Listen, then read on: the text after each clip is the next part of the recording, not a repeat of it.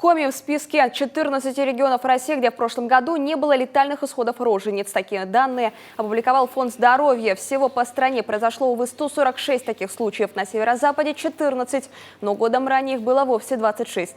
Рост материнской смертности по нашему округу фиксируется в Мурманской и Ленинградской областях. Впрочем, говорить о четко положительной тенденции по этому показателю, говорят врачи, рано. С точки зрения статистики это стабильный показатель. Но вот исследуя каждый конкретный случай, это трагедия.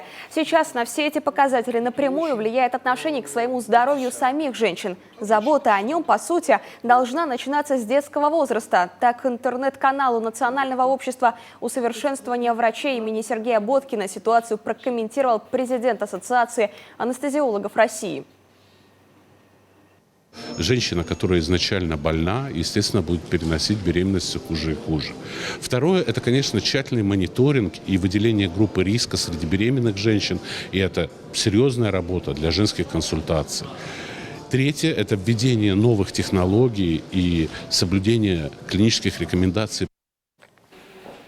Важно в профилактике материнской смертности остается и уровень самой медицины. Для безупречности своей работы практикующим специалистам приходится постоянно совершенствовать свои знания в области акушерства, гинекологии, анестезиологии и реаниматологии. Для этого проходят обучающие семинары, конференции, интернет-лекции.